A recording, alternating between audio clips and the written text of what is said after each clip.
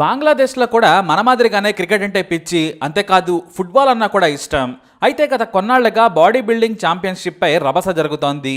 ఎందుకంటే గత ఏడాది డిసెంబర్ 23న బంగ్లాదేశ్ బాడీ బిల్డింగ్ ఫెడరేషన్ ఆధ్వర్యంలో జాతీయ ఛాంపియన్షిప్ పోటీ జరిగింది. అయితే దేశవ్యాప్తంగా జాహిద్ హసన్ అనే బిల్డర్ పాపులర్. ఇతని సిక్స్ ప్యాక్ గురించి యూత్ లో యమా క్రేజ్ ఉంది. అంతేకాదు సోషల్ మీడియాలోనూ యూత్ కి సలహా ఇస్తుంటారు. ఈయన మధ్యతరగతి కుటుంబం నుంచి వచ్చిన హసన్ కి బాడీ బిల్డింగ్ అంటే చాలా ఇష్టం. ఇతనే ఛాంపియన్షిప్ గెలుస్తాడని అందరూ ఊహించారు. సరిగ్గా పోటీలు ఫైనల్ స్టేజ్ కి చేరిన తర్వాత ముగ్గురు టాప్ ఫైనలిస్టులు ఉన్నారు. 32 మంది జడ్జిల నిర్ణయం మేరకు విజేతను ప్రకటించేందుకు సర్వం సిద్ధమైంది. హసన్ మరో ఇద్దరు బాడీ బిల్డర్స్ మధ్య నిలుచున్నాడు. సింపుల్ గా ఆ ఇద్దరిని చూస్తే మాత్రం అతనే గెలుస్తాడని ఎవరైనా ఊహిస్తారు. కానీ జడ్జిలు అనూహ్యంగా నెంబర్ 2గా హసన్ నిర్ణయించారు. అదే నిర్ణయాన్ని నేషనల్ మీడియా ముందు ప్రకటించేశారు ఫెడరేషన్ అధికారులు. దీంతో షాక్ అయ్యాడు హసన్. అంతేకాదు ఎదురుగా కూర్చున్న అతని తండ్రి కన్నీటి పర్యంతమయ్యాడు.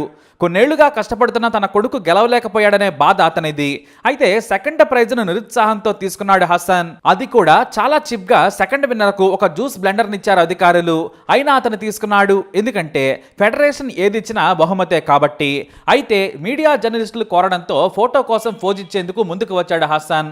కానీ ఓ ఫెడరేషన్ అధికారి తన బలుపును చూపించాడు. కనీసం ఛాంపియన్ అని కూడా గౌరవించకుండా పక్కకెళ్లి ఫోటోలు దిగమన్నాడు. దీంతో హసన్ హర్ట్ అయ్యాడు. అందరి ముందు, అది కూడా జర్నలిస్టుల ముందు తల తీసేసినంత పని కావడంతో అతని ఆగ్రహం కట్టలు తెంచుకుంది. అప్పటికే సెకండ్ ప్రైజ్ ఇచ్చి అనామకుడికి ఫస్ట్ ప్లేస్ ఇచ్చి మోసం చేశారని బాధపడుతున్న అతనికి ఓ ఫెడరేషన్ అధికారి అవమానించడంతో కిందకు దిగిన హసన్ కోపంతో ఆ బ్లెండర్ను కింద వేసి కాలుతో తన్నాడు.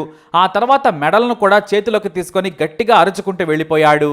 హసన్ చేసిన ఈ పనికి ఫెడరేషన్ అధికారులు షాక్ అయ్యారు. అయితే సదరు ఎర్రచొక్క వ్యక్తి కావాలనే మ్యానిపులేటెడ్ చేయించి తనకు సంబంధించిన వ్యక్తిని విజేతగా చేశాడనే ఆరోపణలు కూడా ఉన్నాయి. డబ్బులు ఎవరిస్తే వారికి టాప్ ప్రైజ్ ఇస్తారని బాడీ బిల్డింగ్ ఫెడరేషన్ పై అంతకుముందే ఆరోపణలు కూడా ఉన్నాయి. ఇప్పుడు హసన్ ను స్టేజ్ మీదే అనుమానించడంతో కాలితో బ్లెండర్ బాక్స్ ను తన్నాడు. అసలు ఎవరైనా 1000 రూపాయల విలువ చేసే బ్లెండర్ ను సెకండ్ ప్రైజ్ విన్నర్ కు ఇస్తారా? కావాలనే హసన్ ను అవమానించేందుకు ఇలా చేశారని అంతా అనుకుంటున్నారు. అయితే హసన్ కాలుతో తన్నడంతో అది కాస్త వైరల్ న్యూస్గా మారింది. మీడియా ముందు అక్కడే నేను తన్నింది బ్లెండర్ని కాదు, ఫెడరేషన్లోని అవినీతిని అని ఘాటు వ్యాఖ్యలు కూడా చేశాడు హసన్.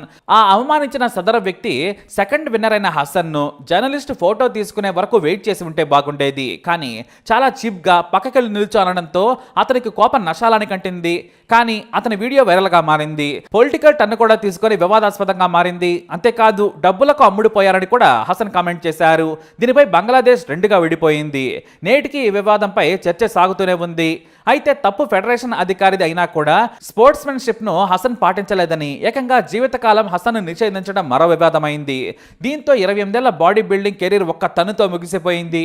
ఇక్కడ తప్పెవరిదో మీరు చెప్పండి. మొదటి తప్పు ఫెడరేషన్ అధికారిది. అతని చేతలు బలుపును సూచిస్తున్నాయి. కానీ కాస్త ఓపిక పట్టి ఉంటే సరిపోయేది. అయితే అధిక ఆవేశపడితే నష్టం అధికారికి కాదు, హసన్కే అనే కామెంట్స్ వినిపిస్తున్నాయి.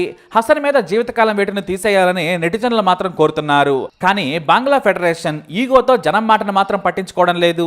దీంతో ప్రభుత్వం జోక్యం చేసుకోవాలని బంగ్లా అభిమానులు కోరుతున్నారు. గౌరవం ఇవ్వకుండా ఫెడరేషన్ అధికారి మూర్ఖత్వంతో చేసిన పనికి ఓ గొప్ప బిల్డర్ కెరీర్ అర్ధాంతరంగా ముగిసిపోయింది. అందుకే అందరినీ గౌరవించడం నేర్చుకోవాలి. అలాగే కొన్ని అవమానాలను భరించేందుకు ఓపిక కూడా ఉండాలి. ఎందుకంటే జీవితం చాలా చిన్నది. చిన్న తప్పులు చేసి మన జీవితాన్ని ముగించేయకూడదు. మరి ఇక్కడ తప్పెవరిది? మీ అభిప్రాయాన్ని కమెంట్ ద్వారా తెలియజేయండి.